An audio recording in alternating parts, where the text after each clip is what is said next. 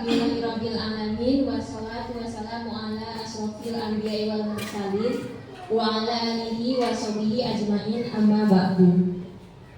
Yang terhormat Bapak Kepala Sekolah SD 93/1 Desa Lopakawur Bapak Suryadi SPD, yang terhormat Bapak Wakil Kepala Sekolah Pak Hamdani, yang saya muliakan rekan-rekan guru beserta warga sekolah SD 93/1 Desa Lopakawur. Puji syukur kehadirat Allah karena dengan rahmat dan taufiknya kita dapat berkumpul di ruangan ini dalam keadaan sehat walafiat. Sholawat beriring salam kita kirimkan kepada Nabi Muhammad SAW dengan lafaz Allahumma sholli ala sayyidina Muhammad wa ala ali sayyidina Muhammad. Semoga dengan berselawat kepada beliau kita mendapat syafaat di akhirat nanti. Baiklah, susunan acara seminar kita hari ini dengan tema budaya positif, yaitu yang pertama pembukaan, 2 pembacaan doa, 3 menyanyikan lagu Indonesia Raya, 4 sambutan dari kepala sekolah, 5 penyampaian materi budaya positif oleh calon guru penggerak angkatan 10 Kabupaten Batanghari Bapak Suryadi SPD dan Ibu Radia SPD. Yang keenam yaitu ramah tamah, yang ketujuh yaitu penutup. Baiklah, yang pertama yaitu pembukaan, yaitu acara yang sedang berlangsung. Yang kedua pembacaan doa yang akan dipimpin oleh Bapak Kasno. Kepada Bapak kami persilakan. A'udzubillahiminasyaitonirrajim. Bismillahirrahmanirrahim. Alhamdulillahirabbil alamin hamdan hamdan syakirin hamdan yuwaffiqu wa yukafi mazidah. Ya Rabbana lakal hamdu kama yanbaghi li jalali wajhikal karim wa 'azimi sultanik. Allahumma shalli ala sayyidina Muhammad wa ala ali sayyidina Muhammad. Allahumma ighfir lana dhunubana wa liwalidina warhamhum kama rabbayana shaghira wa li jami'il muslimin wal muslimat wal mu'minina wal mu'minat al-ahya'i minhum wal amwat wa thabbit bainana wa bainahum bil khairat. Rabbi ighfir wa anta khairur rahimin wa la hawla wa la quwwata illa billahil 'aliyyil 'azim. Allahumma inna nas'aluka salamatan fid din wa 'afiyatan fil jasadi wa ziyadatan fil ilmi wa barakatan fil rizqi wa tawbatan qabla al-maut wa rahmatan inda al-maut wa maghfiratan ba'da al-maut. Allahumma hawwin 'alaina bisratil maut wa najatan min nar wa al-'afwa min hisab. Rabbana atina fid dunya hasanah wa fil akhirati hasanah wa qina adzabannar walhamdulillahi rabbil alamin. Terima kasih kepada Bapak Asno. Acara selanjutnya yaitu menyanyikan lagu Indonesia Raya. Hadirin diharap berdiri.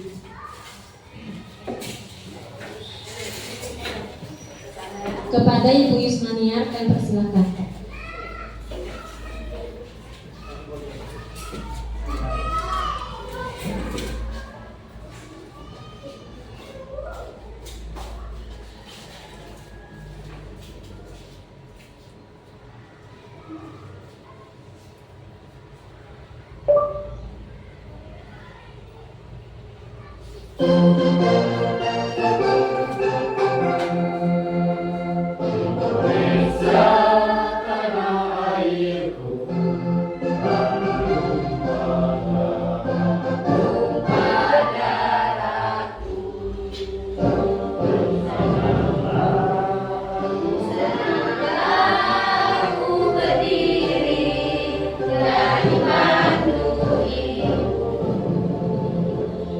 Indonesia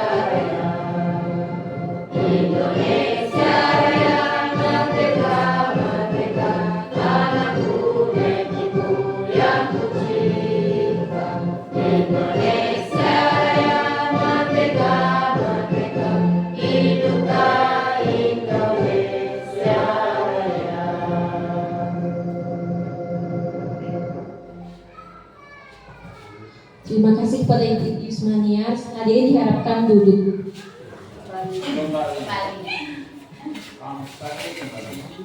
Baiklah, acara selanjutnya yaitu sambutan dari Kepala Sekolah. Kepada Bapak kami persilahkan.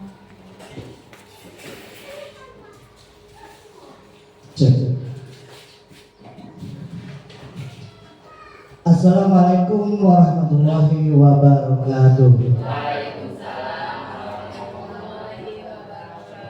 Alhamdulillahirabbil alamin wa bihi nasta'inu ala umuri dunya waddin wassalatu wassalamu ala asrofil anbiya wal mursalin wa ala alihi wa sahbihi ajmain, amma ba'd.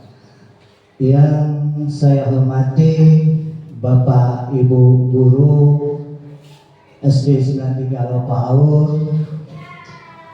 Pertama, marilah kita ucapkan puji syukur kehadiran Allah Subhanahu wa taala yang mana pagi hari ini kita dapat berkumpul di ruangan kelas 6 ini dalam acara seminar tentang budaya positif yang nanti akan disampaikan oleh saya dan Ibu Rodia selaku calon guru penggerak angkatan 10 Kabupaten Batanghari. Selanjutnya sholawat dan salam intinya kita tujukan kepada baginda kita Nabi besar Muhammad SAW dengan lafaz Allahumma sholli ala sayyidina Muhammad wa ala ali sayyidina Muhammad. Bapak Ibu guru yang saya hormati, di sini tentunya saya selaku kepala sekolah mengucapkan ribuan terima kasih kepada Bapak Ibu guru yang telah sudi untuk mengikuti kegiatan ini. Sekali lagi saya juga nama kepala sekolah dan pribadi mengucapkan ribuan terima kasih. Selanjutnya saya juga minta maaf karena di sini kami bukannya mau mengajari, di sini kami ingin berbagi praktik baik, sekalian nanti berdiskusi tentang materi yang budaya positif ini, dan mudah-mudahan tentunya dapat kita terapkan di sekolah SD 93 Lopaur ini. Terima kasih kepada Ibu Rodia CGP Angkatan 10 atas pengimbasan ini, dan mudah-mudahan tentunya yang Ibu Rodia sampaikan nanti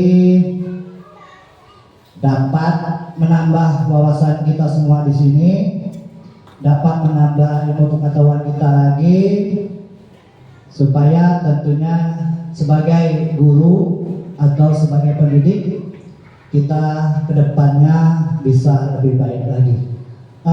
Saya rasa itu yang dapat saya sampaikan, lebih kurangnya mohon maaf. Saya akhiri, wabillahi taufiq wal hidayah. Wassalamualaikum warahmatullahi wabarakatuh. Terima kasih kepada Bapak Kepala Sekolah atas sambutannya. Selanjutnya yaitu penyampaian materi budaya positif oleh calon guru penggerak angkatan 10 Kabupaten Batanghari kepada Bapak Suryadi SPD dan Ibu Rodia SPD.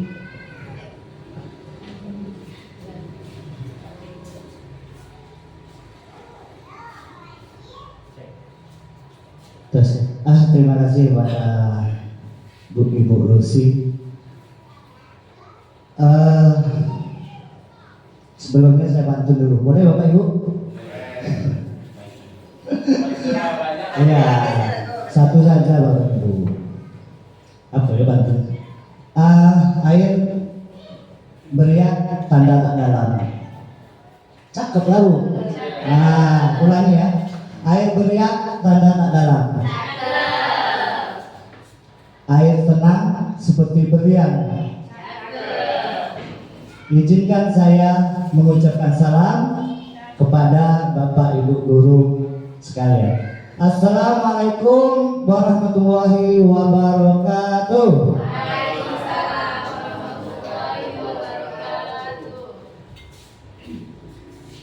Alhamdulillah. Wassalatu wassalamu ala asyrofil anbiya'i wal mursalin wa ala alihi washabihi ajmain. Amma ba'd. Bapak Ibu guru SD 93 Lopaur yang saya hormati, di sini saya selaku calon guru penggerak ini akan menyampaikan beberapa materi tentang disiplin positif, tentang pemahaman dan penerapan budaya positif, dan mudah-mudahan nanti kita saling berdiskusi, saling kolaborasi, bagaimana nanti kedepannya budaya positif ini dapat kita terapkan di sini. Di sini kami akan tampil secara bergiliran. Untuk yang pertama ini saya nanti akan dilanjutkan dengan Ibu Rodia. Di sini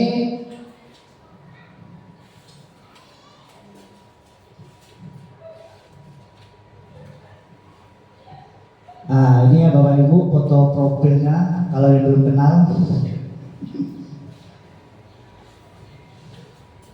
Budaya positif. Budaya positif merupakan perwujudan dari nilai-nilai atau keyakinan universal yang diterapkan di sekolah. Budaya positif dapat mendorong murid untuk mampu berpikir, bertindak, dan mencipta sebagai proses memerdekakan dirinya sehingga murid mampu mandiri dan bertanggung jawab. Itu ya tentang arti dari budaya positif. Jadi konsep budaya positif ini terdiri dari beberapa bagian. Ini kami pelajari di LMS. Yang pertama disiplin positif. Terus yang kedua kebutuhan dasar manusia. Yang ketiga motivasi perilaku manusia. Yang keempat posisi kontrol guru. Yang kelima keyakinan kelas. Dan yang terakhir segitiga restitusi. Nah, inilah materi yang akan kami sampaikan pada pagi hari ini.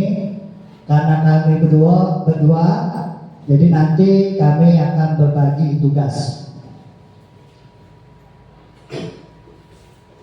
Saya akan yang pertama yaitu disiplin positif dan nilai-nilai kebajikan universal. Nah, ini Bapak Ibu ada pertanyaan. Apa itu disiplin? Pak Mael, apa itu disiplin Pak Mael? Kalau menurut saya masalah disiplin itu yang pertama adalah yaitu mengerjakan suatu pekerjaan tepat pada waktunya. Iya.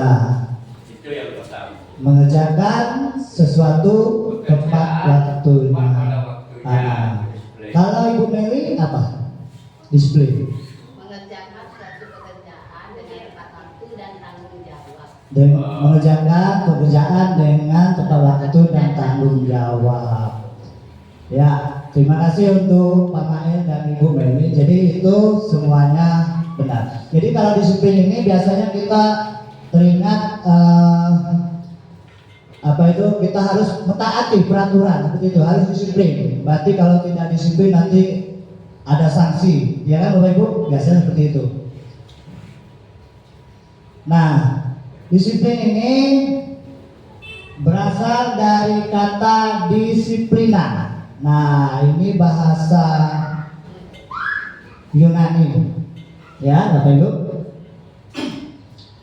Disiplina, yang artinya belajar disiplin, mengacu pada disiplin diri yang memiliki tanggung jawab terhadap apa yang dilakukannya berdasarkan nilai-nilai yang diyakini.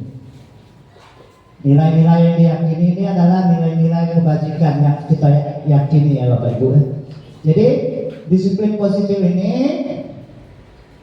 pembiasaan-pembiasaan yang baik yang mencakup sikap atau perilaku maupun tutur kata oleh seluruh warga sekolah, terutama bagi murid agar dapat berkembang menjadi pribadi yang kritis, mandiri, dan bertanggung jawab. Jadi anak-anak di sini kita usahakan melakukan pembiasaan-pembiasaan dengan tujuannya supaya anak kritis.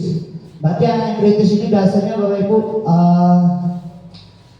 kalau kita diskusi itu biasanya banyak tanya, banyak ajukan pendapat atau kritis ya.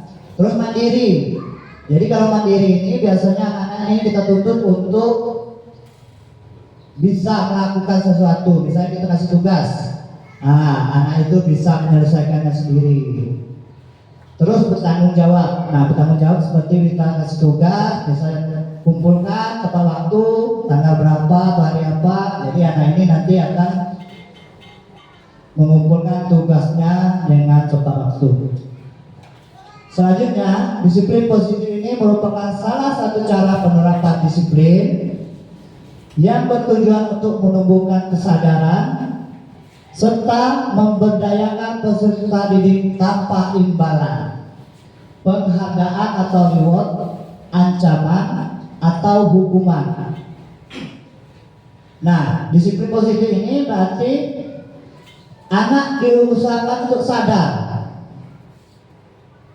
Contoh, misalnya jam 7.30 anak-anak sudah hadir di sekolah.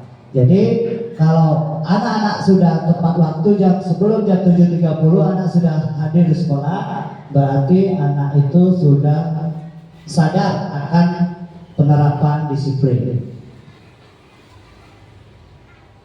Terus kesadaran ini kita coba tanamkan, jangan pakai imbalan.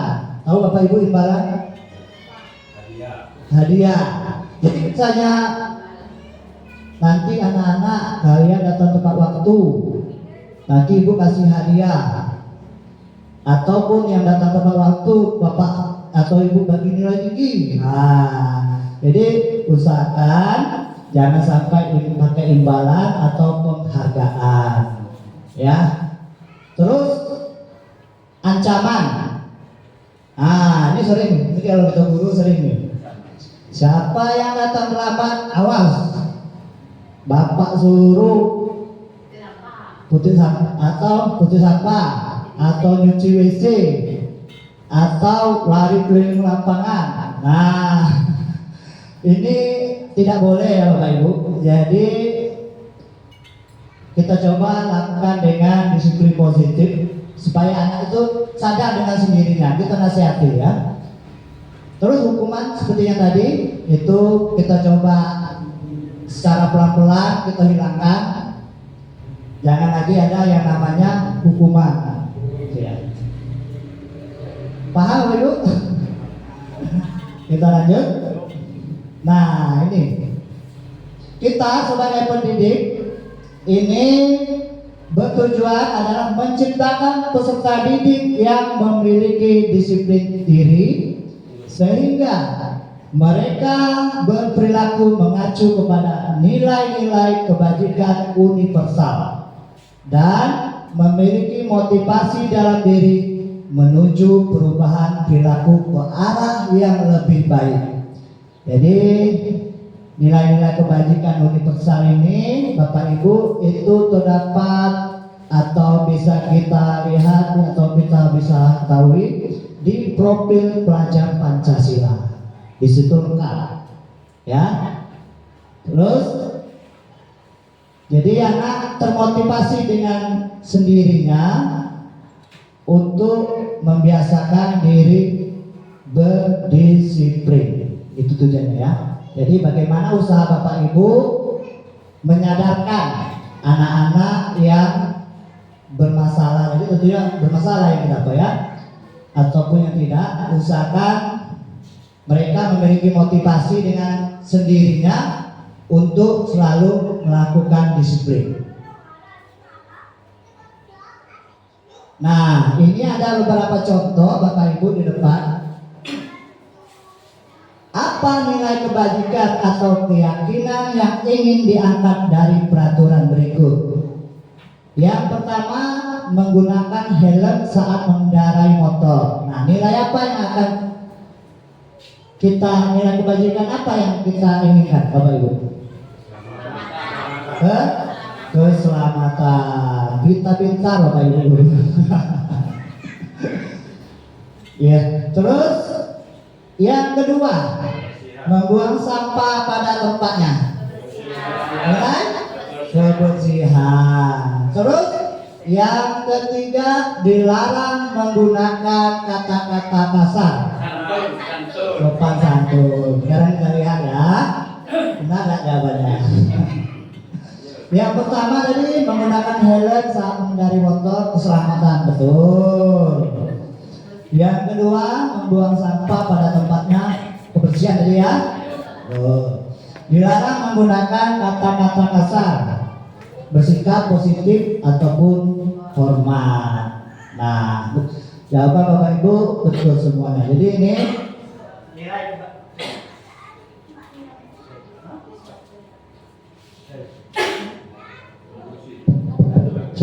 jadi ini nilai keyakinan yang diharapkan. Next, selanjutnya. Nah, ini ya Bapak Ibu, nilai-nilai kebajikan adalah nilai-nilai yang disepakati bersama. Nilai yang disepakati bersama, lepas dari suku, bangsa, agama, maupun latar belakang.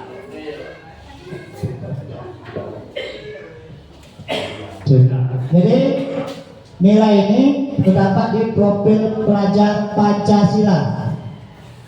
Yang pertama, beriman dan bertakwa kepada Tuhan Yang Maha Esa dan berakhlak mulia. Yang kedua, berkebinekaan global. Yang ketiga, gotong royong.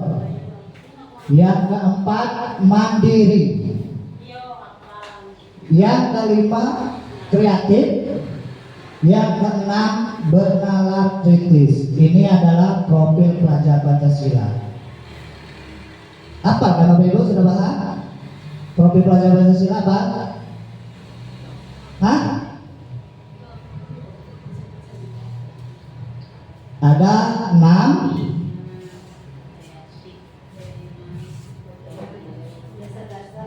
Atau ada yang belum tahu ini? Pak John tahu? Hah? Yang nomor 2 berkebinekaan global itu saya belum paham. Iya, berkebinekaan global ini wawasan kita Pak, supaya anak memiliki wawasan yang luas. Jadi ini memang tujuan dari pendidikan kita untuk mencapai pelajar atau murid yang memiliki profil pelajar Pancasila. Nah, ini kan sering kita masukkan dalam visi. Kemarin kita membuat visi, kan harus memasukkan profil pelajar Pancasila. Jadi itu tujuannya Bapak Ibu ya. Nah, ini ada nyanyinya sebetulnya Bapak Ibu. Mau nyanyi tidak nih?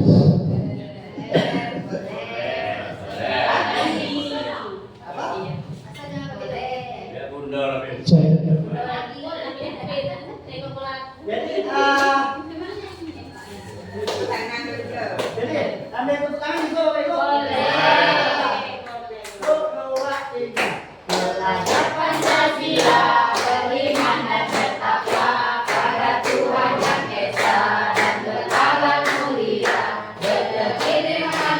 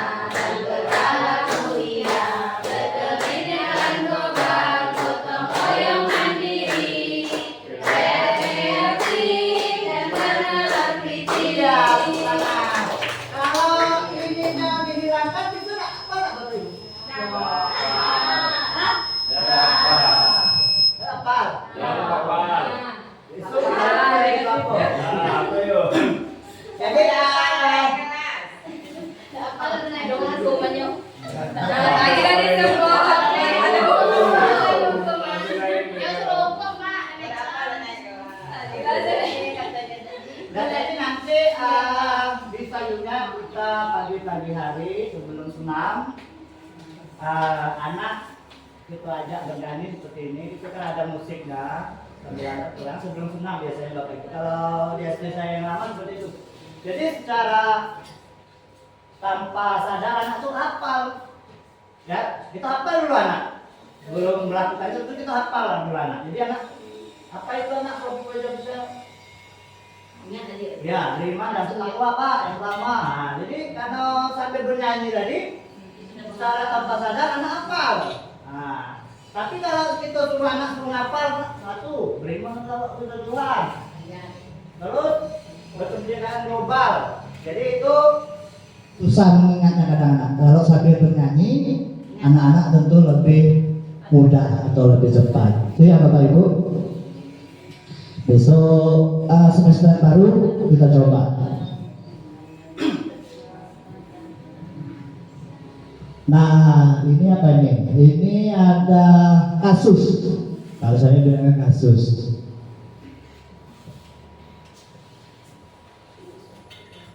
Sebagai seorang pendidik, saat Anda perlu hadir di suatu pelatihan, saya yakin Bapak Ibu pernah ikut pelatihan, pernah?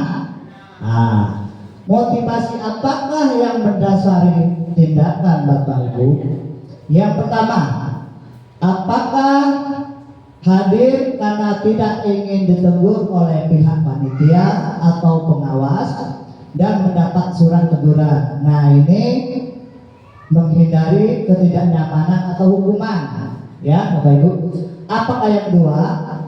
Bapak Ibu ingin dilihat dan dipuji oleh lingkungan Anda atau untuk mendapat penghargaan dari kepala sekolah. Ini berupa imbalan atau penghargaan.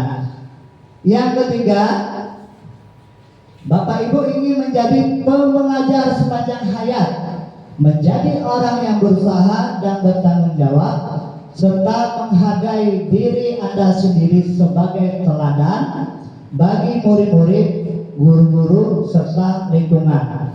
Karena Anda percaya tindakan Anda sebagai pemimpin. Nah, jadi Bapak Ibu dari kasus ini pilihannya yang nomor berapa? Nomor 3, betul nih. Pilihannya ya. Ya.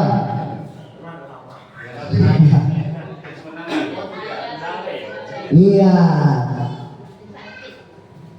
Kita harus memilih yang nomor 3 sebagai untuk menghargai nilai-nilai kebajikan dalam diri kita sendiri. Jadi kita misalnya kita rajin, kita hadir tepat waktu, bukannya kita pengen pujian, bukannya Bapak Ibu, bukannya pengen SKP yang tinggi.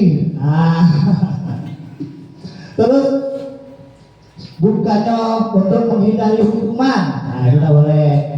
Kadek kalau saya udah bikin hari ini kepala sekolah marah, nanti saya ditegur. Bukannya itu. Kita tanamkan nilai-nilai kebajikan pada diri kita sendiri.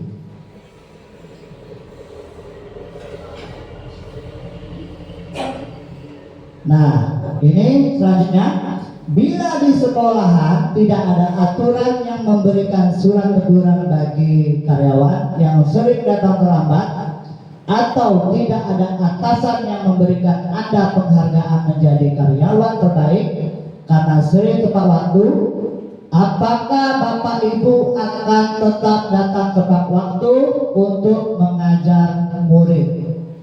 Jelaskan. Hah? Apakah Bapak Ibu akan datang tepat waktu? Tepat waktu. Coba alasannya apa? Merupakan tanggung jawab.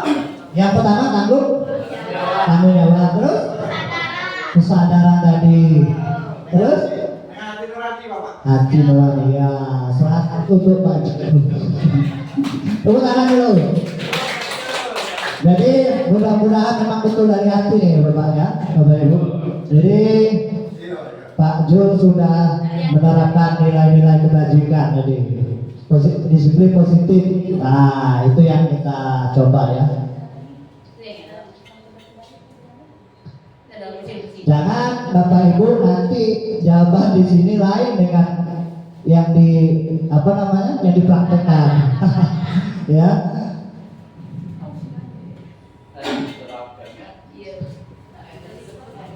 Terus ini yang kedua, saya Bapak Ibu akan nyampaikan 3 materi. Nanti Ibu dia 3 materi. Saya tidak lama-lama ya. Yang kedua, ini adalah kebutuhan dasar manusia.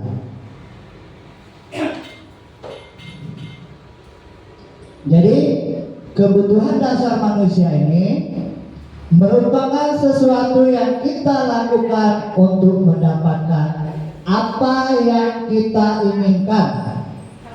Ya, sesuatu yang kita lakukan untuk mendapatkan yang kita inginkan. Seluruh tindakan yang kita lakukan memiliki tujuan. Semua usaha terbaik yang kita lakukan agar kebutuhan dasar kita terpenuhi dengan baik. Contohnya kita kerja, tentunya kita mempunyai tujuan. Tujuannya apa kalau kita kerja, Pak? Iya, untuk mendapatkan penghasilan nanti untuk biaya hidup. Nah, ya kan Bapak Ibu? Tujuannya. Nah, ini kebutuhan dasar manusia itu Bapak Ibu ada 5. Ini ada beberapa kotak. Ya, nanti coba kita isi bersama. Coba yang pertama Pak Roji. Ketenangan. Hah? Ketenangan. Ketenangan. Ketenangan. Hah? Ketenangan atau kesenangan? Kesenangan. Iya. Yang kedua, cinta dan kasih sayang. Kita kan manusia Bapak Ibu, pengen dicinta dan pengen bisa. Betul kan Pak En? Gawat kalau kita tidak dicinta.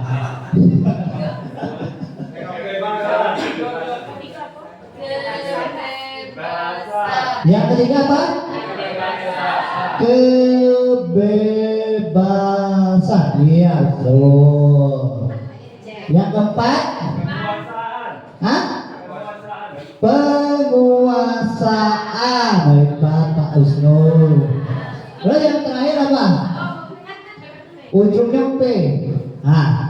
Ujungnya P, Bapak Ibu. Apa? Ayo Pak, bertahan hidup. Apa? Bertahan hidup. Iya, 100 untuk Pak Usnul. Bisa.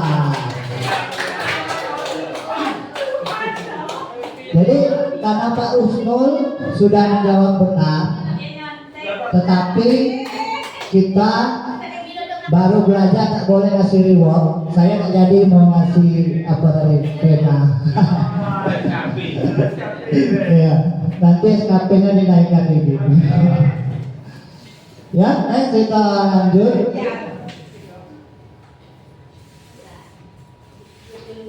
Nah, ini ya Bapak Ibu, tadi kesenangan. Betul. Yang kedua cinta dan kasih sayang. 3 penguasaan, 4 kebebasan, 5 bertahan hidup. Nah, kesenangan ini adalah kebutuhan untuk merasa senang. Contohnya apa Bu? Kebutuhan kita untuk merasa senang. Pengen punya rumah, segala dong. Pokoknya semuanya pengen untuk membuat kita senang. Ya, pengen jalan-jalan, rekreasi ya. Terus yang kedua, cinta dan kasih sayang. Kebutuhan untuk diterima, memberi dan menerima kasih sayang. Itu kan punya keluarga nih, tentunya kita pengen disayang, kita pun menyayangi orang rumah, tapi minta maaf nih. Bukan yang itu. Ya, lanjut. Terus yang ketiga, penguasaan. kebutuhan pengakuan atas kemampuan atau prestasi yang diakui. Nah, contohnya misalnya kita pengen ibu dia, wah apa tuh, pengen diakui sebagai guru hebat, tentang guru penggerak. Nah itu, iya, sudah itu guru berprestasi. Nah itu. Terus kebebasan, kebutuhan akan pilihan atau kemandirian otonomi. Kebebasan seperti kita bebas pengen contohnya kalau kita musyawarah kebebasan berpendapat, sudah itu bisa kebebasan, pokoknya kita bebas lah mau melakukan apa ya untuk itu. Terakhir, bertahan hidup, kebutuhan fisiologis dan psikologis. Nah ini saya tanya nih Pak Mail, kebutuhan fisiologis apa Pak Mail?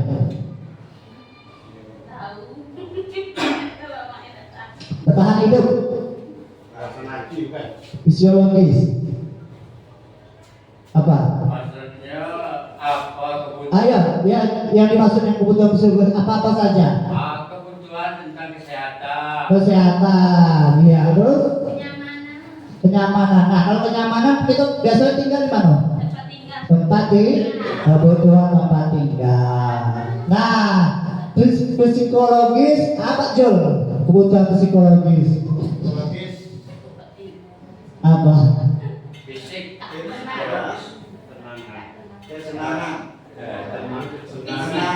Psikologis? Iya, benar. Nah, contohnya kan Bapak Ibu kita manusia. Kita pengen apa namanya tuh mempunyai keturunan itu psikologis loh, iya kan? Ah, aduh. Nah ini contohnya ya Bapak Ibu, ini contohnya apa? Ah, gitu. Ya. Kalau kebutuhan jasmani dan rohani gimana? Nah, kebutuhan jasmani dan rohani bukan ibu jas kan Pak? Secara umum ya, Pak. Ini termasuk dalam bertahan hidup Pak tadi. Kan saya menjelaskan kebutuhan jasmani dan rohani. Jasmaninya seperti kita pengen rumah, pengen apa lagi, mobil, pengen duit banyak. Rohaninya apa tadi? Nah yang tadi ya, rohaninya termasuk psikologis. Terima kasih Pak Jul, saya lanjut ya. Di sini kesenangan contohnya bermain, sudah itu kita bergurau biasanya membuat semangat, terus tawa, gosip, nah itu kesenangan biasanya Pak ibu-ibu, ya kan Bapak-bapak? Nah, terus cinta dan kasih sayang contohnya rasa diterima, misalnya kita pengen diakui, diterima orang-orang rumah.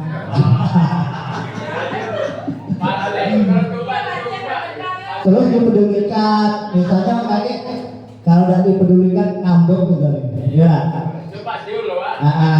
Terus kerjasama, ya. Terus kemuasaan contohnya harga diri, keinginan untuk dianggap sebagai pemimpin, berprestasi, diakui dan didengar. Pasti ada tuh. Ada orang yang pengen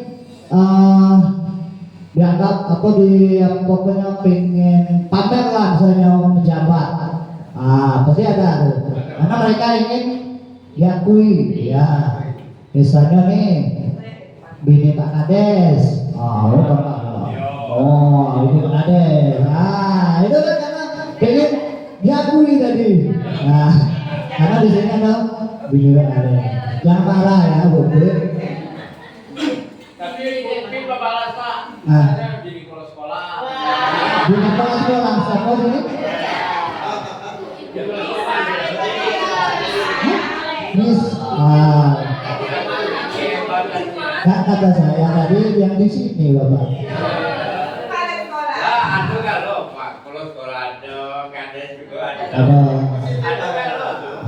Pak RT ada juga.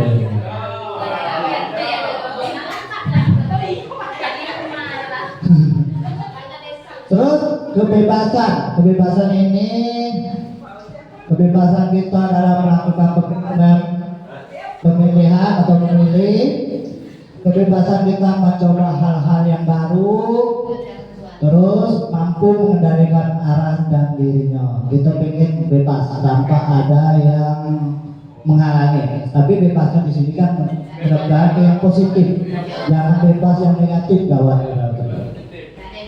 Terus bertahan hidup. Nah ini jadi kita butuh makanan, butuh pakaian, tempat tinggal, keamanan, dan kesehatan. Ya tadi kesehatan. Ini ya Bapak Ibu, 5 kebutuhan dasar manusia. Mudah-mudahan kelima-limanya ini sudah kita punya. Sudah. Kalau sudah kita punya, sudah Pak. Sudah. Ya. Terus selanjutnya teori, motivasi, hukuman dan penghargaan serta restitusi. Tapi sebelum masuk ke materi ini, saya punya game. Mau Bapak Ibu game? Mau? Nah, sekarang coba berdiri dulu di tempatnya Bapak Ibu.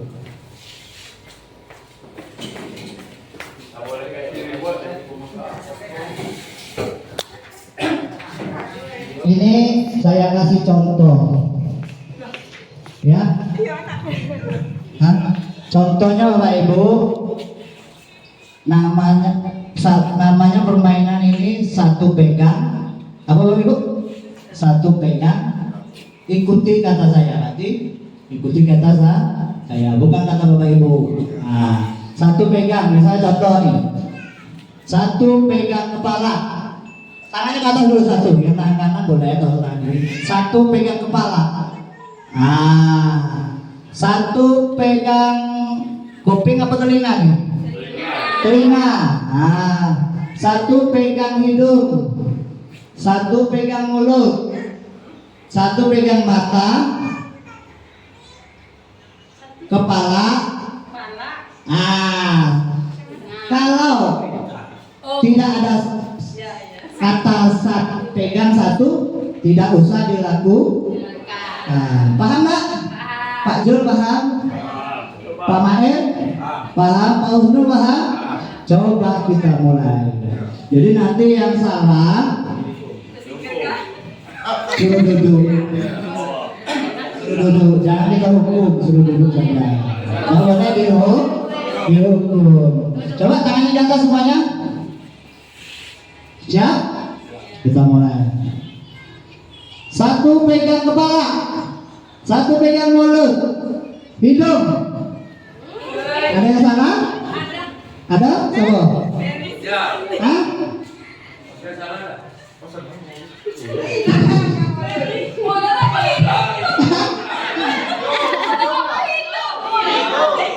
Saya ini punya apa? Coba kita ulang. Kalau apa? Lucy jadi pengawas itu. Jadi siapa yang salah nampak. Tangan di atas. Satu pegang telinga, kepala. Dua orang. Duduk.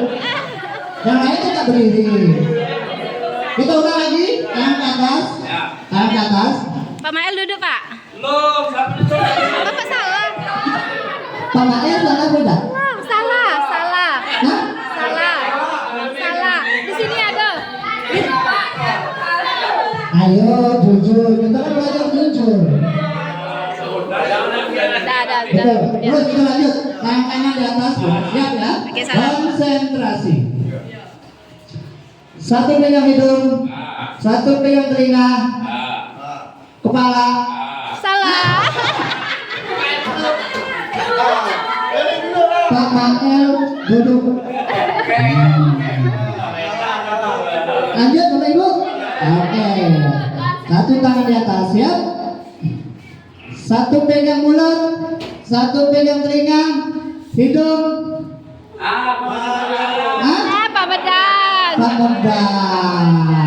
Ini yang beberapa orang ini konsentrasinya tinggi. Sekarang silakan duduk. Tepuk tangan dulu.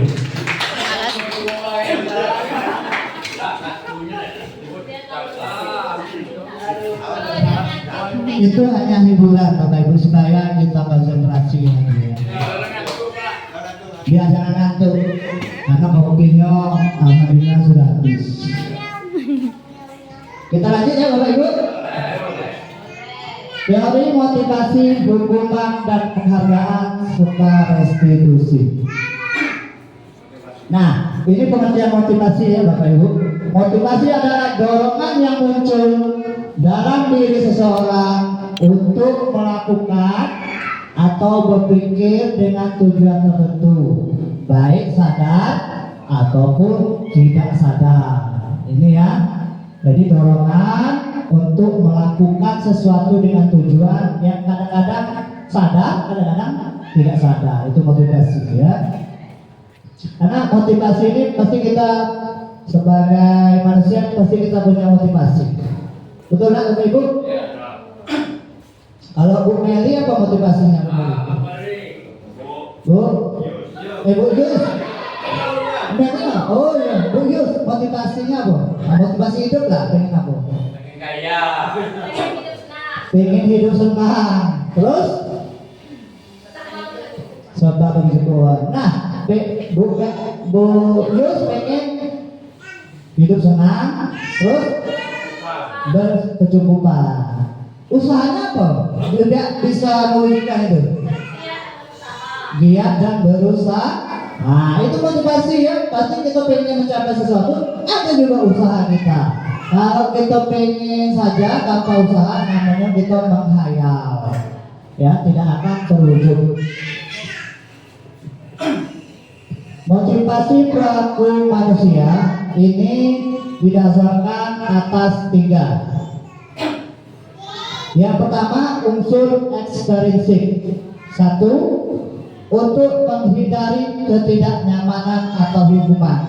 Nah, seperti yang dijelaskan tadi, misalnya Bapak Ibu datang tepat waktu terus, tetapi tujuannya untuk supaya tidak mendapat hukuman. Nah, itu ya. Untuk supaya kita nyaman, jangan ditegur sama kepala sekolah. Terus yang kedua, untuk mendapatkan imbalan atau penghargaan dari orang lain. Misalnya itu tadi rajin datang.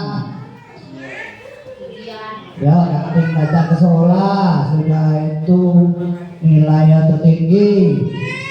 Tapi pengen dapat hadiah dari Bapak Ibu guru. Nah, itu dari anak-anak tuh kan. Pengen dapat reward tadi.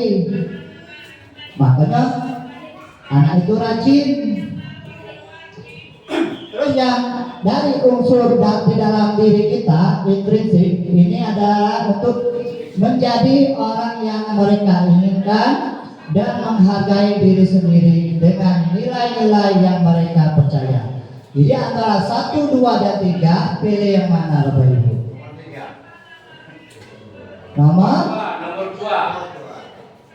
Nomor 2. Jadi Pak Mael pengen saya kasih apa? Imbalan. Penghargaan. Pak Mael mau apa? Oh. Sudah, habis ini nanti ke ruangan saya. Jadi sebaiknya kita pilih yang ketiga supaya anak ini misalnya anak ya, untuk jadikan anak mereka itu bisa menghargai diri sendiri mereka, terus menanamkan nilai-nilai yang mereka yakini tanpa unsur imbalan, tanpa takut kena hukuman. Nah itu ya Bapak Ibu.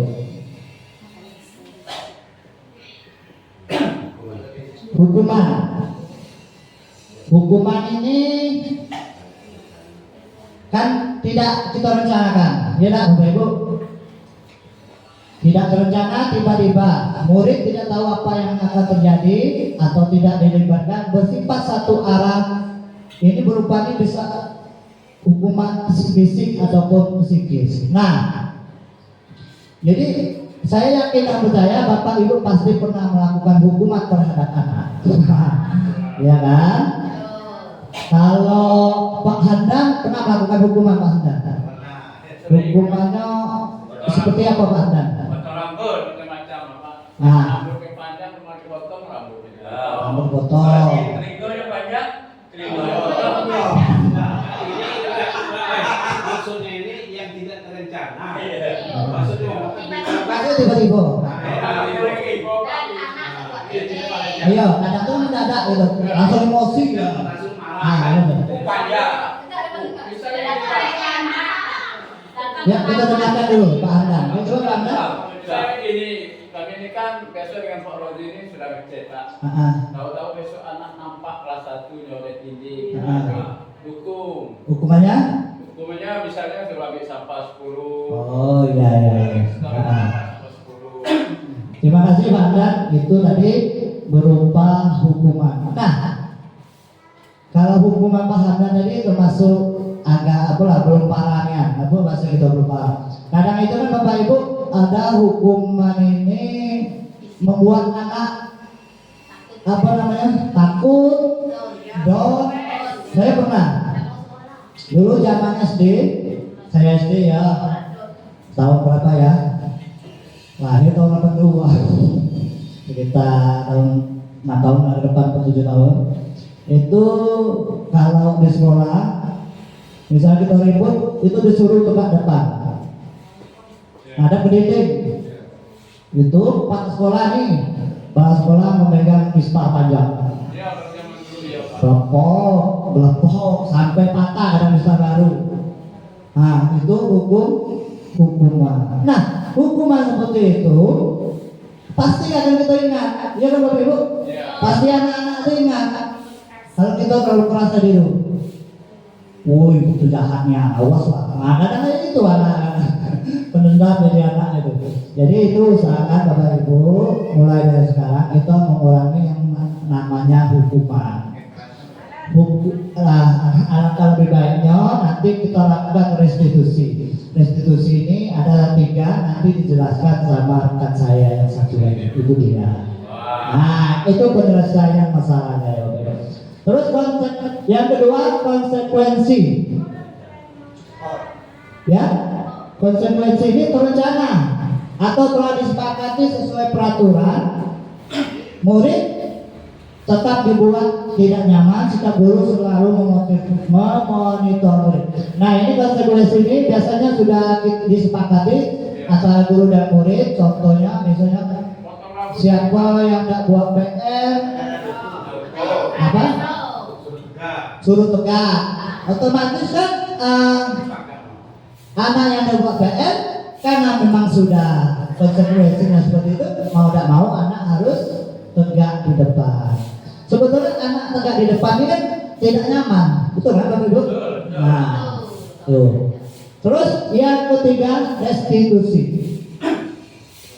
Restitusi ini adalah proses menciptakan kondisi bagi murid untuk memperbaiki kesalahan. Proses kolaboratif yang mengajarkan murid untuk mencari solusi sendiri. Nah, contoh, misalnya anak buat PR tadi. Ini contoh. Kita adakan restitusi. Caranya bagaimana? Nanti ada segitiga restitusi. Jadi anak yang tak buat PR tadi tentunya kita ajak diskusi, ya, diskusi kita tanya dulu, ngapuna tak buat PR, pasti ada alasan. Mati lampu, Pak, Bu, ketiduran, pasti lupa. Banyak anak sekarang enak jawab lupa. Ya, banyak anak sekarang nyebutnya lupa. Nah, jadi setelah anak menyampaikan alasannya tadi, nanti tentunya kita biarkan anak nanti menyadari kesalahan tersebut. Oh, pola tidak buat PR. Seperti itu. Bagaimana anak menyadari kesalahan tersebut. Terus anak tersebut nanti diusahakan untuk menemukan solusinya. Kita kan hanya mengarahkan. Solusinya apa? Tentunya kalau ada tugas PR, kerjakan sebelum tidur. Ya kan Bapak Ibu? Nah, itu anak tuh bisa menemukan solusi dari permasalahan itu sendiri supaya jangan terulang ke depannya. Nah, ini ada kasus ya. Sebagai seorang guru, saat Anda hadir mengajar di kelas tepat waktu, motivasi apakah yang mendasari tindakan Anda? Apakah Anda datang tepat waktu karena tidak ingin ditegur oleh atasan, kemudian mendapat surat peringatan, berarti ini yang menghindari ketidaknyamanan tadi, ataukah ingin mendapat pujian dari atasan, ini mendapatkan imbalan atau penghargaan, ataukah yang ketiga, Anda ingin menjadi orang yang menghargai waktu, menghargai diri Anda sendiri sebagai teladan bagi murid, karena Bapak Ibu percaya tindakan itu akan dicontoh oleh murid-murid, menghargai nilai-nilai diri sendiri. Nah, dari ketiga ini Bapak Ibu pilih yang mana? Yang ketiga. Kita tentunya kita menghargai nilai-nilai yang ada dalam diri kita sendiri. Terus yang kasus kedua, IPA kurang menguasai pelajaran matematika, sehingga pada saat pelajaran tersebut berlangsung, dia lebih banyak berdiam diri atau menggambar di buku pelajarannya. Ini biasa kadang ada di kelas kita ya. Pada saat guru matematika Pak Seno, ini namanya Pak Seno ya, menanyakan pertanyaan, IPA menjadi gugup dan tidak sengaja menjatuhkan tasnya dari kursi, serta tiba-tiba menjadi gagap pada saat berupaya menjawab. Seluruh kelas pun tertawa melihat perilaku IPA yang bicara tergagap dan terkejut tersebut. Pak Seno pada saat itu membiarkan teman-teman IPA menertawakan IPA yang tergagap dan malu luar biasa, dan malahan minta IPA untuk maju ke depan dan berdiri di depan kelas sambil menunjuk hidungnya karena tidak bisa menjawab pertanyaan Pak Seno. Kelas pun makin gaduh dan anak-anak pun tertawa melihat IPA di depan kelas memegang ujung hidungnya. Nah, dari kasus ini, pertanyaan pertama, apakah Bapak Ibu setuju dengan tindakan Pak Seno terhadap IPA? Kalau setuju, mengapa? Kalau tidak setuju, mengapa? Terus yang kedua, menurut Bapak Ibu, tindakan Pak Seno terhadap IPA tadi adalah sebuah hukuman atau konsekuensi. Nah, sekarang coba Pak Usnul nih. Apakah Pak Usnul setuju dengan tindakan Pak Seno terhadap IPA? Pak Usnul?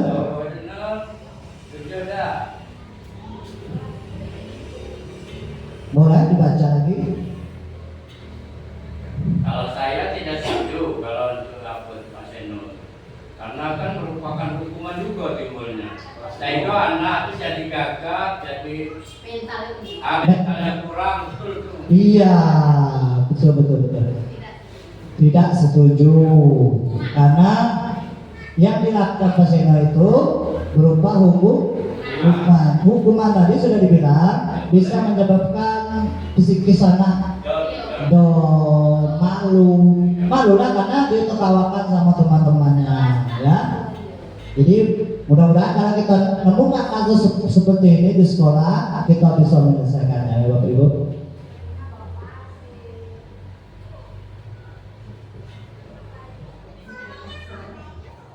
Terakhir, ini Ibu Anas, guru kelas 2 SD. Nah, ini ada bawah ya, mendapatkan masalah. Murid-muridnya tidak bisa tertib berdiri antri di depan pintu kelas dan selalu berebutan masuk ke dalam kelas setelah jam istirahat usai. Ini tentunya sangat mengganggu proses pembelajaran, di mana kelas tidak dapat mulai tepat waktu karena Ibu Anas sibuk menenangkan murid-muridnya untuk waktu yang cukup lama. Akhirnya Bu Anas berpikir cepat dan mengandalkan stiker bintang. Tahu Ibu stiker bintang? Nah, setiap murid-murid akan masuk kelas, usai jam istirahat, Bu Anas akan mengiming-imingi murid-muridnya dengan stiker bintang. Siapa yang dapat berdiri lurus dan berbaris rapi antri di depan pintu dapat bintang dari Bu Anas. Nah, anak-anak yang tegaknya rapi diberi bintang. Sebagian besar murid-muridnya menyambut tantangan tersebut dan langsung berdiri rapi di depan pintu agar mendapatkan stiker bintang. Hal ini terus dilakukan Bu Anas selama beberapa minggu. Karena cukup berhasil membuat murid-muridnya berdiri rapi antri di depan pintu. Sampai pada suatu saat Bu Anas sakit. Nah, karena kita ada sakit nggak masuk dan terpaksa digantikan Pak Heru. Pak Heru tidak mengetahui tentang stiker bintang dan benar saja pada saat mau masuk ke kelas, usai jam istirahat, murid-murid kelas 2 kembali berebutan masuk kelas. Apa yang terjadi dan mengapa? Nah, ini ada pertanyaannya ya Bapak Ibu. Berdasarkan teori motivasi yang telah Anda pelajari pada bulan pelajaran, kira-kira motivasi murid-murid kelas 2 untuk bersedia berdiri antri sebelum masuk kelas ini apa motivasinya? Untuk mendapatkan bintang. Iya, untuk mendapatkan stiker bintang. Karena Ibu Anas tidak masuk, yang digantikan dengan Pak Heru, otomatis Pak Heru tidak memberi penghargaan. Anak balik pulang seperti semula. Berarti anak-anak ini cuma pengennya dapat reward tadi, dapat hadiah. Kalau udah dikasih hadiah, berarti balik pulang ke seperti yang semula. Ya? Adakah cara lain agar murid kelas 2 bersedia antri di depan kelas tanpa diberi penghargaan stiker bintang? Ada Bapak Ibu? Caranya bagaimana? Hah?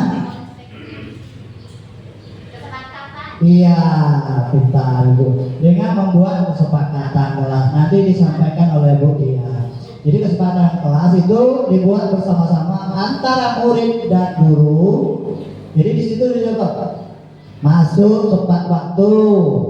Contohnya ya Bapak Ibu, sudah itu sebelum masuk kelas antri baris dulu. Nah, itu bisa kita lakukan tadi dengan pembiasaan yang positif. Ada yang mau ditanyakan Bapak Ibu tentang materi tadi motivasi ini? Sudah? Kalau sudah, kita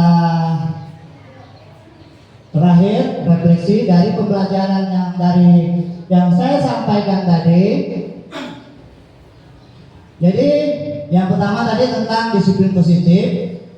Ya, disiplin positif merupakan salah satu cara penerapan disiplin yang bertujuan untuk menumbuhkan kesadaran serta memberdayakan peserta didik tanpa imbalan, penghargaan, ancaman ataupun hukuman. Itu ya Bapak Ibu, disiplin positif.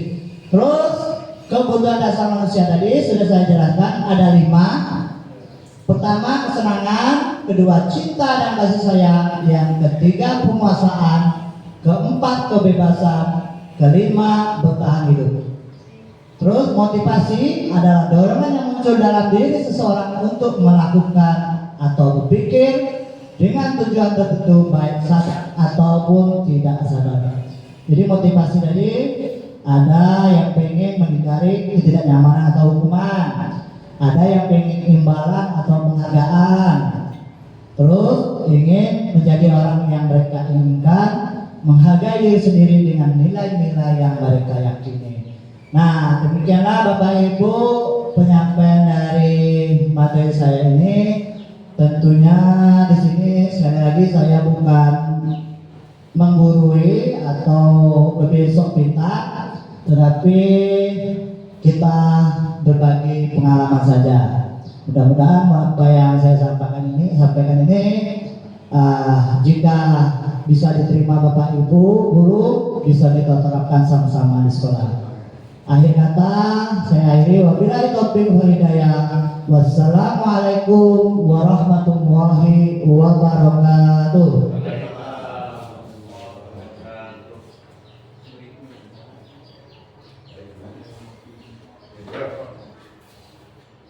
Lanjut atau break dulu, Bu? Langsung, Pak. Langsung. Break ada 15 menit. Udah ketinggalan. Lanjut, Pak.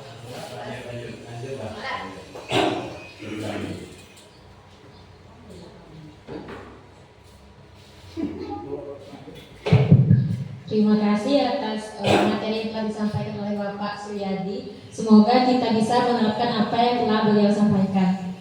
Selanjutnya yaitu penyampaian materi yang disampaikan oleh Ibu Rodia SPD. Kepala Ibu Rodia, kami persilakan.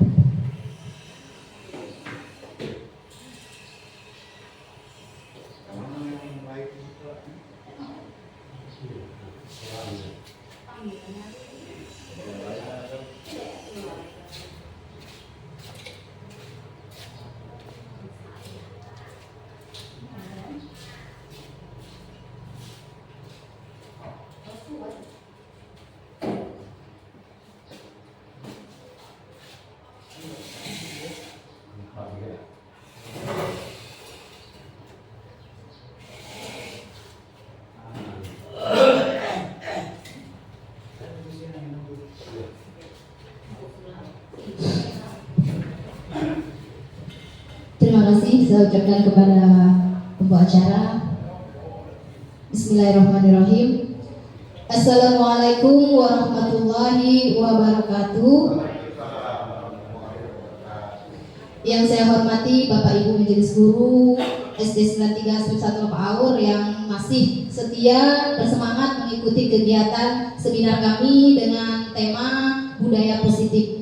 Adapun seminar kami ini kami lakukan, ini salah satu program guru penggerak yang harus kami lalui dan harus kami sampaikan kepada warga sekolah agar nantinya apa-apa yang sudah disampaikan nanti kita bersama-sama dapat menerapkan budaya positif ini di sekolah kita, agar sekolah kita terwujudnya tadi 6 dimensi profil pelajaran Pancasila yang sudah dijelaskan oleh Pak Suryadi tadi. Baik, materi berikutnya ini posisi kontrol guru. Ya, di dalam budaya positif itu ada namanya posisi kontrol guru. Ini maksudnya apa?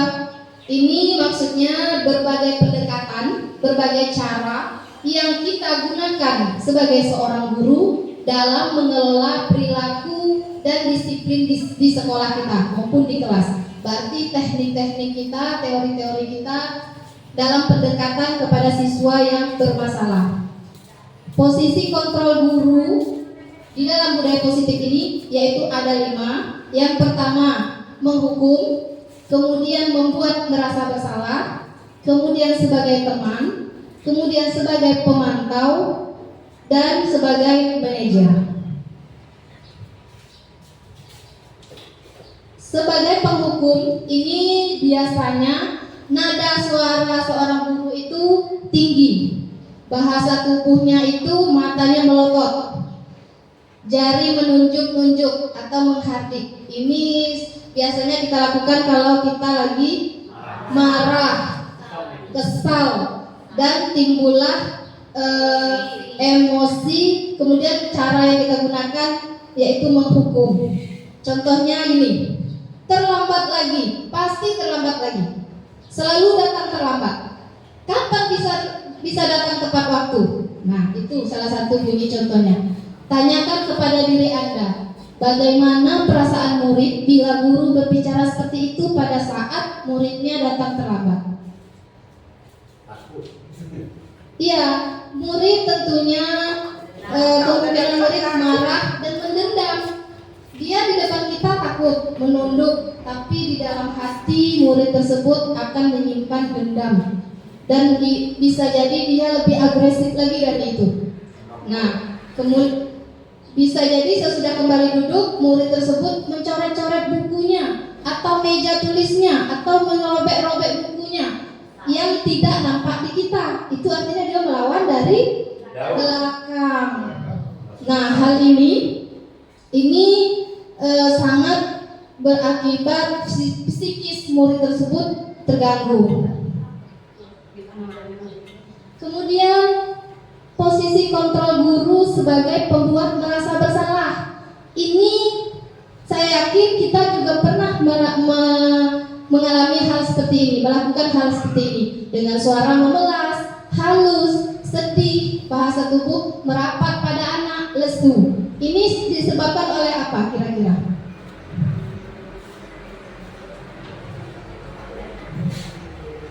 Dengan pembuat merasa bersalah nih. Contoh kalimatnya begini. Adi, kamu ini bagaimana ya?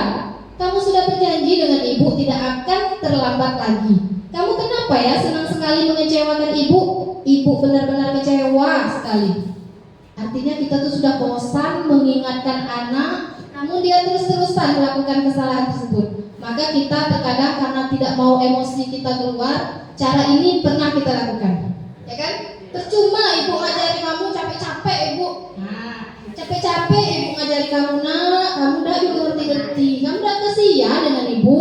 Nah, kalau kamu tidak hafal perkalian, apa kamu gak kasihan dengan ibu menyampaikan materi tidak bisa kamu terima? Misalnya seperti itu. Nah, bagaimana perasaan murid bila ditegur seperti cara ini? Murid akan merasa bersalah telah mengecewakan ibu atau bapak gurunya. Murid akan merasa menjadi orang yang gagal dan tidak sanggup membahagiakan orang lain. Kadangkala sifat seperti ini lebih berbahaya dari sikap penghukum. Nah, ini yang membuat rasa bersalah ini lebih berbahaya daripada, karena emosinya itu terpendam, tertanam rapat di dalam. Dia tidak menyoret-nyoret buku, tidak merobek-robek kertas, tapi dianya termenung.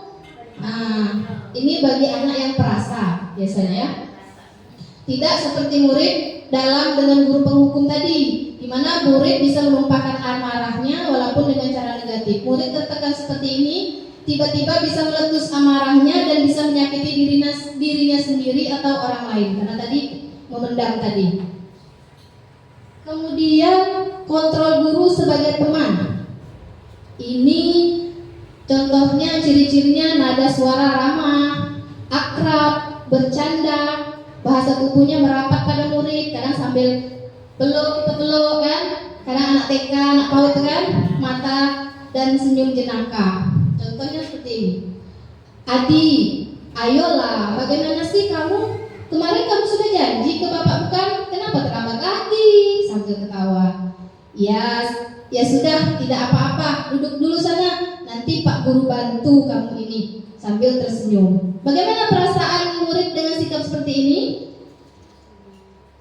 Murid senang, akrab dengan guru. Terus dia juga dia dapat perhatian. Namun kalau posisi teman ini selalu kita terapkan kepada murid tidak akan mandiri. Nah, itu dampaknya. Dan dia akan ketergantungan. Kalau ada apa-apa, enak sama Ibu Lina tuh. Jadinya dia pilih-pilih. Baik. Iya, tidak pakai marah.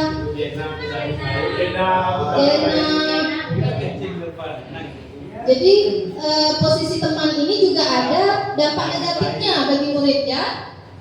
Kemudian pemantau. Ini nada suaranya datar, bahasa tubuh yang formal. Contohnya gini. Adi, tahukah kamu jam berapa kita memulai? Tahu Pak. Kamu terlambat 15 menit. Apakah kamu sudah mengerti konsekuensi yang harus dilakukan bila terlambat? Paham Pak, saya harus tinggal kelas pada jam istirahat nanti dan menjaga tugas ketertinggalan saya. Iya benar. Nanti pada saat jam istirahat kamu harus tinggal di kelas untuk menyelesaikan tugas yang tertinggal tadi. Saya tunggu. Nah, pemantau ini kita dengan cara yang formal. Ini berdasarkan data. Kita mengungkapkan semuanya itu berdasarkan data. Kamu terlambat 15 menit. Apa kamu tahu konsekuensinya? Nah, ini pemantau ini murid memahami dengan konsekuensi yang harus dijalankan karena telah melanggar salah satu peraturan sekolah. Guru tidak menunjukkan suatu emosi yang berlebihan. Guru masih bisa menahan emosi, standar. Ya. Kemudian guru tidak menunjukkan menjadi marah dan membuat merasa berbuat bersalah. Murid tetap dibuat tidak nyaman, yaitu dengan harus tinggal kelas pada waktu jam istirahat. Guru tidak marah dan murid juga tidak takut, tapi dia tidak nyaman karena disuruh mengerjakan tugasnya di jam istirahat. Artinya dia tidak bisa ikut keluar main, ya. Nah, guru tetap harus memantau. Di sini kelemahannya. Kita sebagai guru, kalau sebagai pemantau ini kita harus memantau terus sampai tugasnya tadi selesai. Kemudian yang terakhir sebagai manajer. Ini manajer bukan maksudnya manajer di perusahaan ya. Ini manajer dalam kita menyelesaikan masalah murid. Kita sebagai guru yaitu sebagai manajer. Nada suara tulus, bahasa tubuh tidak kaku, terus mendekat ke murid. Contohnya begini, Adi, apakah kamu mengetahui jam berapa sekolah dimulai? Tahu Pak, jam 7. Iya. Jadi kamu terlambat. Kira-kira bagaimana kamu akan memperbaiki masalah ini? Terus kata Adi, saya bisa menanyakan teman saya Pak untuk mengejar tugas yang tertinggal. Baik, itu bisa dilakukan. Apakah besok akan ada masalah untuk kamu agar bisa hadir tepat waktu di sekolah? Tidak Pak, saya bisa hadir tepat waktu. Baik, saya hargai usahamu untuk memperbaiki diri. Nah, pada posisi manajer ini, tentu murid tidak akan merasa takut, namun dia akan bertanggung jawab dengan kesalahannya, karena dia diberi dengan kalimat-kalimat yang membuat dia bisa bertanggung jawab atas kesalahannya. Posisi manajer ini, suara guru ini sebaiknya tulus, tidak marah dan tidak meninggikan suara, ya. Fokus ada pada murid, bukan untuk membahagiakan guru atau orang tua. Murid sudah mengetahui adanya suatu masalah dan sesuatu perlu terjadi. Pada posisi manajer inilah sebenar-benarnya kita sebagai seorang guru yang harus kita gunakan dalam menyelesaikan permasalahan di kelas. Ini contoh penerapan posisi kontrol sebagai penghukum. Saya ada contoh yang sudah saya terapkan di kelas saya.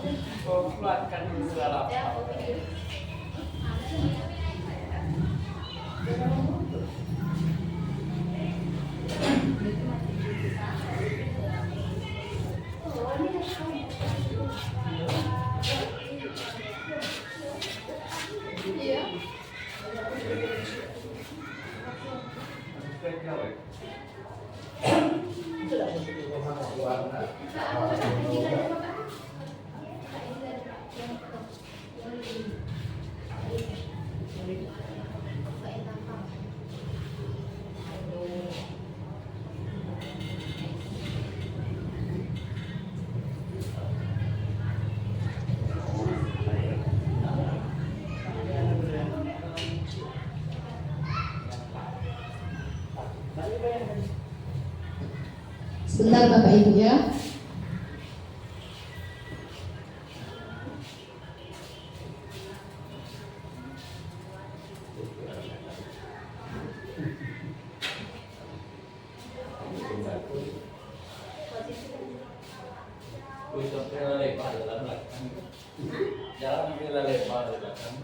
Lewat kata itu.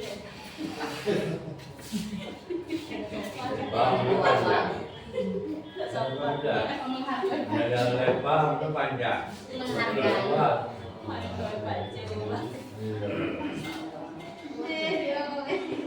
Menghargai itu boleh. Menghargai. Itu ada mangga kita. Memberi penghargaan boleh.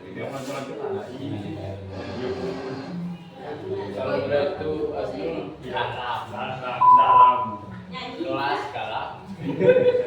Kerjaan setia dengan sekolah cuma dalam itu kalah.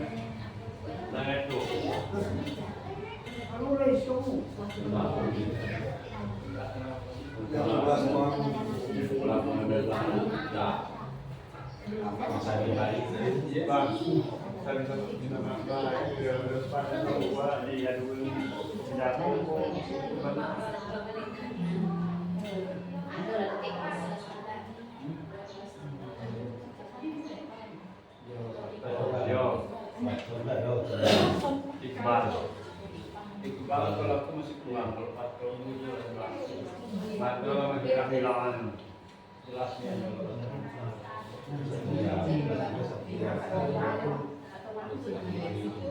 Atau kata aku kelas dua ini kan?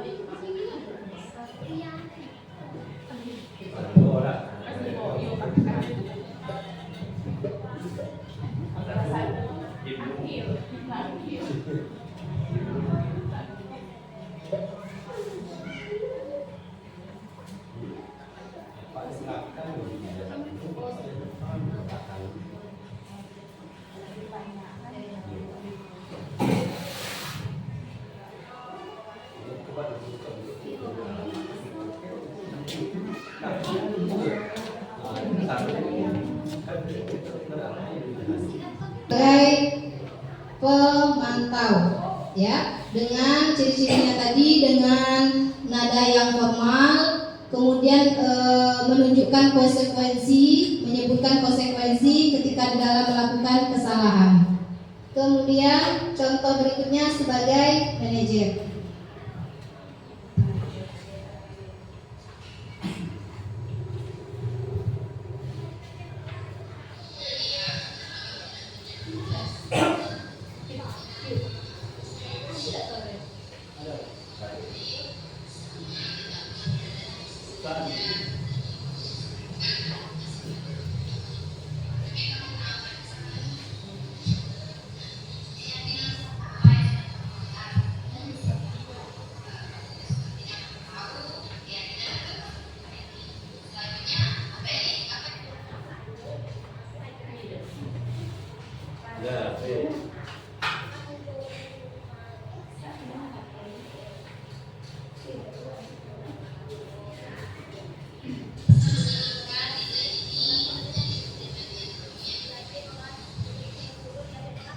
Nah, itu tadi posisi kontrol saya sewaktu itu sebagai manajer, di mana sebagai manajer di situ saya menanyakan, saya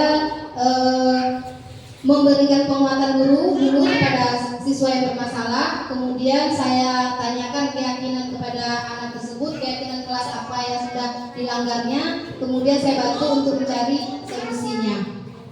Berikut.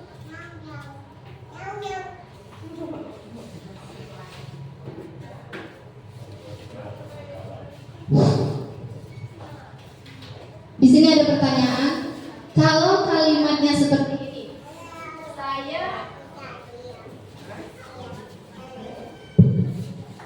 saya kecewa sekali dengan kamu. Kira-kira ini posisi kontrol mana? Pembuat rasa bersalah. Ada lagi? Kira-kira ini posisi kontrol yang mana? Kalau Ibu Lucy katanya posisi kontrol pembuat rasa bersalah. Saya kecewa sekali dengan kamu. Jadi posisi kontrol mana? Ya, betul yang dikatakan Ibu Lucy. Kalimat-kalimat seperti ini merupakan kalimat yang kita utarakan ketika ketika posisi kontrol kita sebagai pembuat rasa bersalah kepada anak. Nah, betul ya. Kemudian kalimat yang seperti ini. Kamu tidak pernah benar melakukannya. Sekarang keliling lapangan 3 kali. Ini kira-kira posisi kontrol apa? Iya, ini penghukum ya, hukuman. Ini posisi kontrol guru sebagai penghukum. Kemudian kalau kalimatnya seperti ini, kira-kira bagaimana kamu akan memperbaiki masalah ini? Nah, ini posisi kontrol yang mana?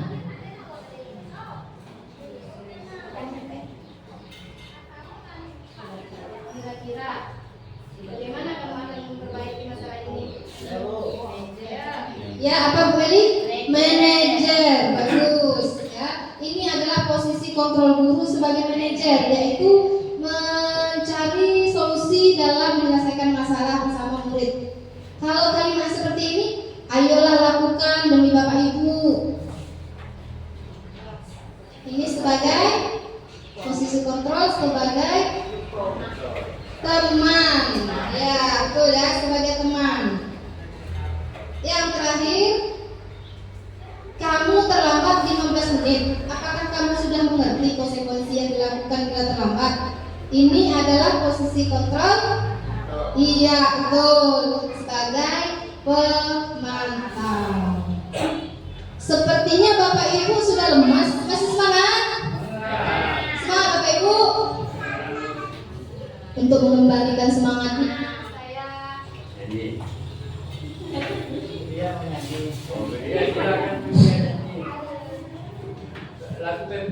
ada ice breaking dikit ya. Ice breakingnya Bapak Ibu posisinya duduk saja karena sudah siang, tapi arahan saya diikuti. Saya minta Bapak Ibu menutup mata, pandangan ke depan, matanya ditutup keduanya. Kemudian saya berhitung dari 1, Bapak Ibu lainnya secara bergiliran menyebutkan 2, 3, 4, tapi tidak boleh bertabrakan. Seperti itu. Bisa? Berarti ice breaking ini memerlukan insting. Kira-kira sudah ini aku bisa lah ya. Kayaknya pertempuran. Nah, itu harus instingnya kuat. Jangan sampai serempak dengan kawan ibu. Bisa Bapak Ibu? Sekarang tutup mata, pandangan ke depan. Dimulai dari saya. 1. Iya, Ibu Marisa dengan Pak Rozi serempak. Kita ulangi lagi ya. Yang salah saya suruh berdiri. Ini kebalikannya. Yang salah saya suruh berdiri. 1. Saya mulai dari saya ya. 1. 3. Iya. Ibu Lina, keduluan Pak Ismail. Silakan berdiri. Betul Pak. Berdiri. Ya, Pak Julia. Itu rangkaiannya selesai. Ya. Jadi yang sudah nyebutkan diam. Biar kawan lain lagi. Kayak ketemu bertabrakan, lupa hukum kan? Nah, jadi mulai lagi. 1, 2, 3. Ibu Meli. Saya. Dengan Pak Rozi. Yang duluan Pak Rozi tadi nyebut. Lagi ya, kita lanjut. Tutup matanya Pak Hasnul. 1, 3, 4, 5, 6. ayo. 7.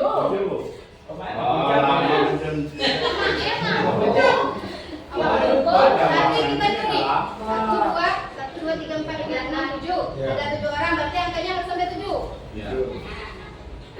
ulang lagi, tutup mata. 1, 3.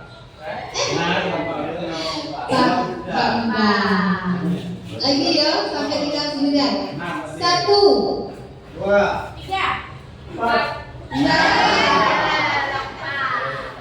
lagi, tadi sudah 1, 2, 3, 4. Berdiri Pak Hasnul.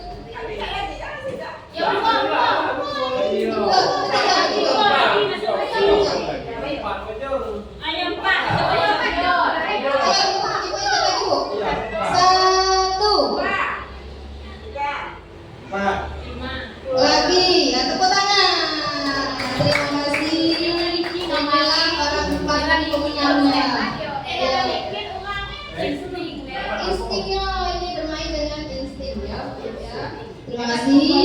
Semoga semangat terus ya. Materi yang keyakinan kelas.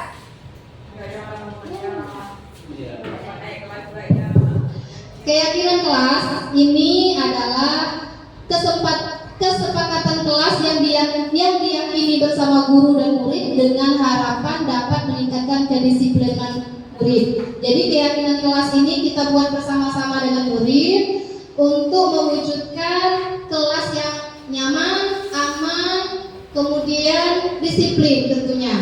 Kesepakatan kelas ini dibuat bersama dan diterapkan bersama warga kelasnya.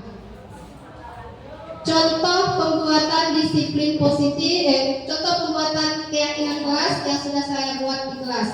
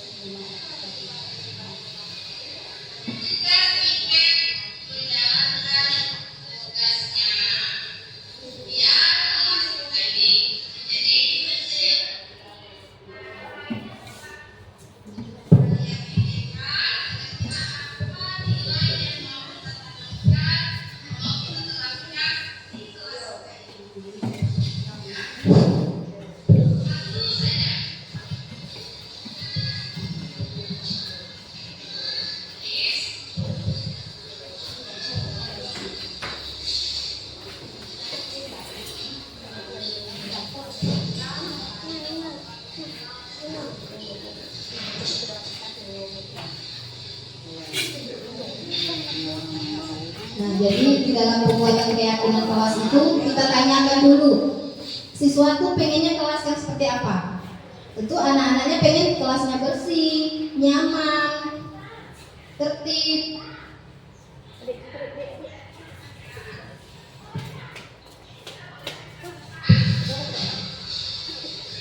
Nah, di sana mereka menuliskan kelas yang mereka idamkan.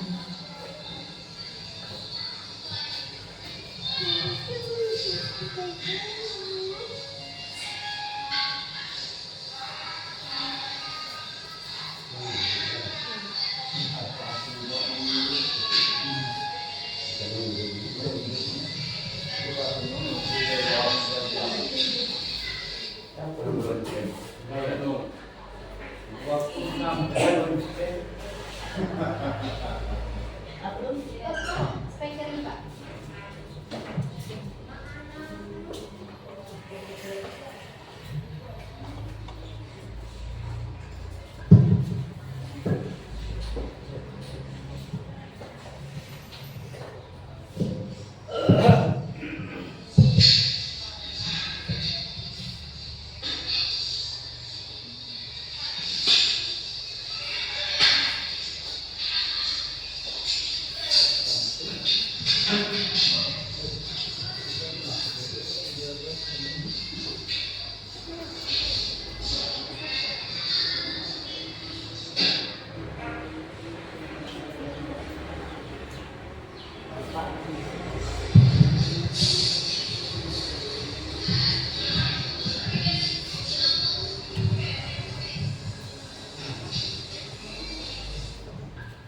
Nah, di situ anak menulis keyakinan yang mau mereka buat untuk kelasnya sehingga menjadi nyaman. Salah satunya di sana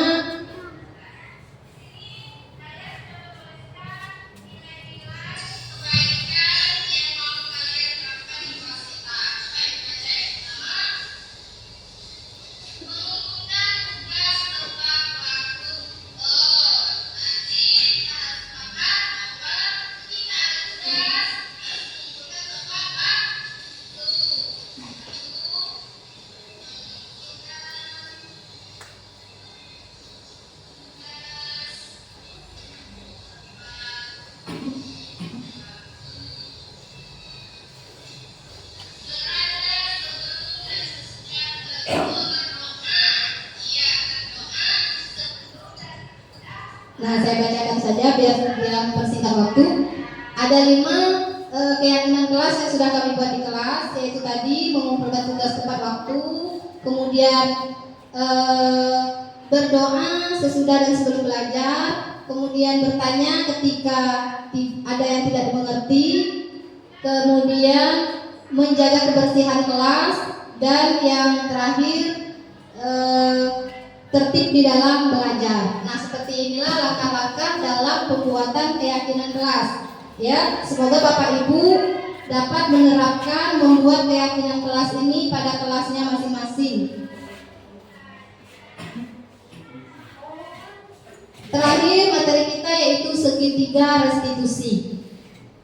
Segitiga restitusi ini adalah suatu proses dialog yang dijalankan oleh guru atau orang tua maupun pemimpin guna menghasilkan murid yang mandiri dan bertanggung jawab. Segitiga restitusi ini membantu murid memiliki tujuan disiplin positif dan memperbaiki dirinya setelah berbuat salah. Restitusi ini bukan untuk menebus kesalahan, namun untuk belajar dari kesalahan. Ada 3 tahapan dalam segitiga restitusi. Yang pertama, menstabilkan identitas. Bagian ini bertujuan untuk mengubah identitas anak dari orang yang gagal karena telah melakukan kesalahan, kemudian menjadi orang yang sukses. Terus yang kedua tahapnya, validasi tindakan. Pada tahap menstabilkan identitas, kalimat yang kita gunakan seperti ini. Misalnya nih, ada anak yang bermasalah, kita menguatkan dia dulu, berbuat salah itu manusiawi, atau tidak ada manusia yang sempurna. Bapak Ibu juga pernah melakukan kesalahan seperti ini. Nah, kemudian Bapak Ibu tidak tertarik mencari siapa yang salah, tapi Bapak Ibu ingin solusi dari permasalahan ini. Atau dengan kalimat begini, kamu berhak merasa begitu. Ini merupakan contoh dari seorang guru dalam menstabilkan identitas anak yang sedang berbuat salah. Jadi kita tidak boleh langsung kamu tuh lah, makonyo. Nah, tidak boleh. Kita dengan kalimat-kalimat yang positif seperti ini. Kemudian tahapan yang kedua, validasi tindakan yang salah. Dalam segitiga restitusi ini melibatkan pengakuan dan penerimaan perasaan serta tindakan siswa, bahkan jika mereka telah melakukan kesalahan. Kita stabilkan dulu tindakan yang salahnya dengan kalimat, kamu pasti punya alasan mengapa melakukan hal itu. Padahal kamu bisa melakukan hal yang lebih buruk dari ini ya. Nah, atau kamu patut bangga pada dirimu sendiri karena kamu telah melindungi sesuatu yang penting buat kamu. Jadi ketika anak itu bersalah, sebenarnya dia itu ada alasan melakukan kesalahan tersebut. Nah, tapi karena dia belum dewasa, jadi dia belum bisa mengontrol dirinya tuh yang tampak di kita suatu kesalahan, padahal sebenarnya ada alasan yang tidak terungkap dari dirinya. Maka kita sebagai seorang guru jangan langsung menyalahkan, sebaiknya kita validasi dulu tindakan dia yang salah. Terakhir, menanyakan keyakinan. Nah, kita tanyakan apa keyakinan kelas kita. Kalau dia tidak mengumpulkan tugas, kan keyakinan kelas kita sudah dibuat. Nah, yang buat kita bersama. Kenapa hal ini tidak dilaksanakan? Nah, kemudian nilai-nilai yang kita sepakati tadi ya, keyakinan kelas. Kemudian ditanya lagi, kamu mau jadi orang yang seperti apa? Tidak langsung menyalahkan juga, dalam tahap menanyakan keyakinan kelas. Ini salah satu contoh penerapan saya di dalam menyelesaikan masalah anak yang tertidur di saat jam pelajaran penjas jam pertama pagi.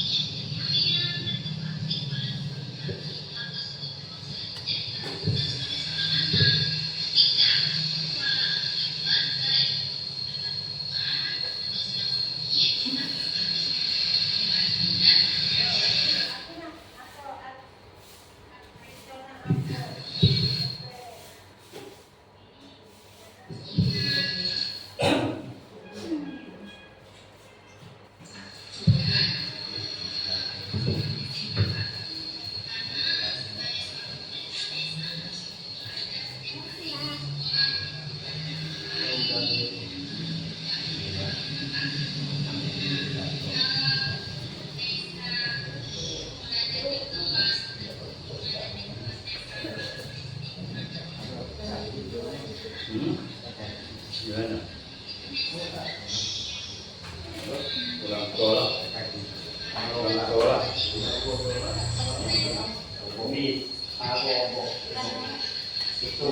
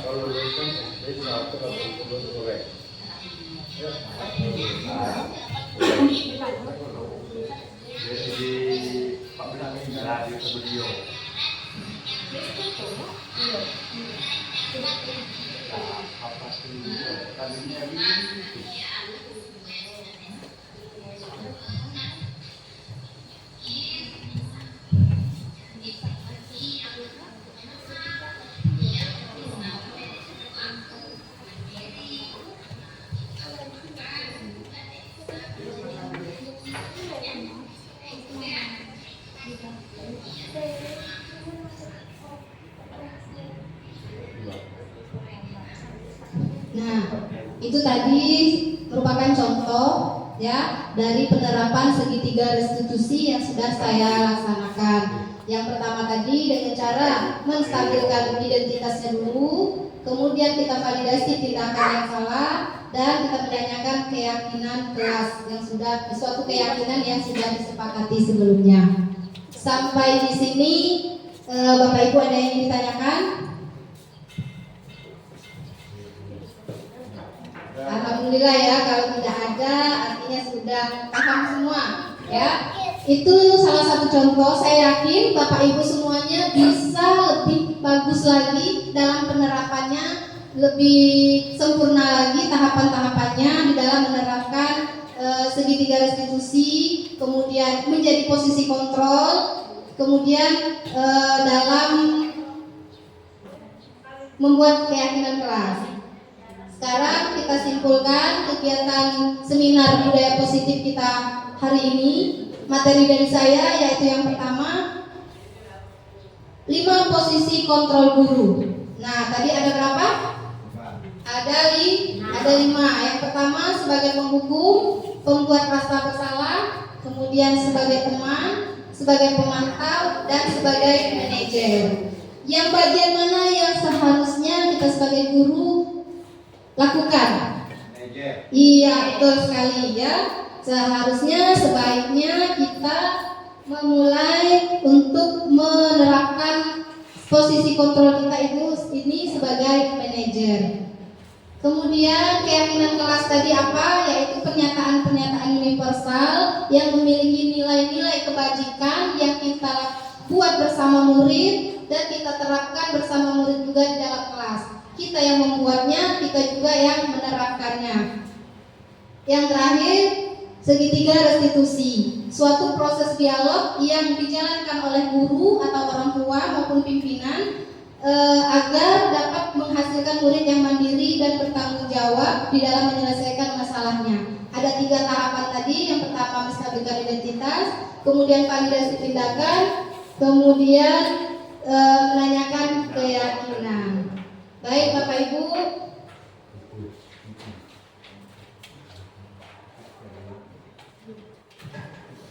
selesai sudah acara seminar kita hari ini. Saya bersama Bapak Didi Suryadi mengucapkan terima kasih banyak atas waktu kesempatan Bapak Ibu menghadiri undangan kami dalam mendengarkan seminar kami tentang budaya positif ini. Sebelum saya tutup, saya ada pantun. Ternak-ternak si ikan teri, teri diternak dalam kolam. Karena telah sampai di penghujung materi, saya akhiri dengan salam. Wabillahi taufiq wal hidayah. Wassalamualaikum warahmatullahi wabarakatuh.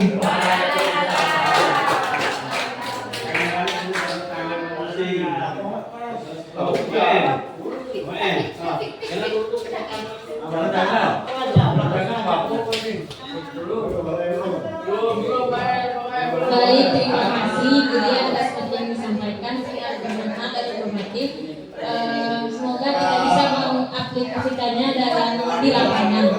Baiklah, cara selanjutnya yaitu ramah-ramah dan penutup. Itu saja yang dapat saya sampaikan. Mohon maaf bila ada kesalahan. Saya akhiri. Wassalamualaikum